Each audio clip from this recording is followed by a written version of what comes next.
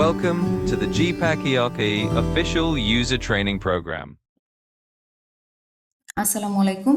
জিপ্যাক standard এডিশনে opening balance কিভাবে create করতে হয় সেই প্রসেসটি দেখিয়ে দিচ্ছি। অ্যাকাউন্টস মডিউলে গিয়ে ওপেনিং ব্যালেন্স পেজটি ওপেন করছি। স্ট্যান্ডার্ড এডিশনের একটি অ্যাডভান্টেজ হলো ওপেনিং ব্যালেন্সের পেজে নতুন করে কোনো ডেটা এন্ট্রির প্রয়োজন নেই। চার্ট অফ অ্যাকাউন্টসে যে সকল লেজার ক্রিয়েট করেছিলেন সেগুলোই গ্রিডে শো করবে। এক্ষেত্রে প্রথমেই আপনাকে চার্ট অফ অ্যাকাউন্টস পেজ থেকে গ্রুপ, সাবগ্রুপ ও লেজার ক্রিয়েট করে আসতে হবে। আপনার বিজনেসের ওপেনিং ব্যালেন্সের প্রেজেন্ট স্টেটমেন্ট অনুযায়ী অ্যামাউন্ট এন্ট্রি করে নিতে হবে। এখন আমি কিছু এন্ট্রি দিয়ে দেখিয়ে দিচ্ছি।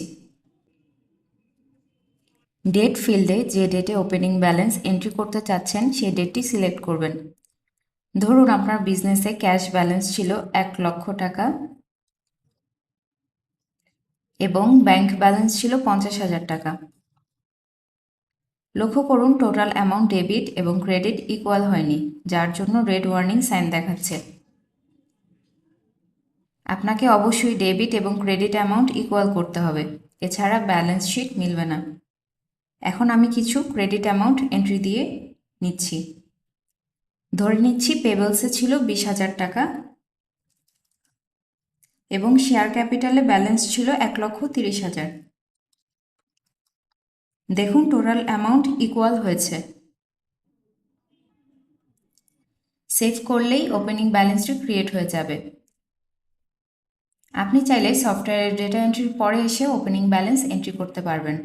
ধরুন আপনি চাচ্ছেন কিছুদিন পরে এসে ওপেনিং ব্যালেন্স এন্ট্রি করতে, সেক্ষেত্রে সেম প্রসেসে অ্যাকাউন্টস মডিউলে গিয়ে ওপেনিং ব্যালেন্স পেজটি ওপেন করবেন।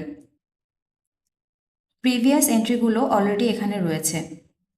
এখন আপনি চাইলে পুনরায় ডেটা এন্ট্রি করতে পারবেন।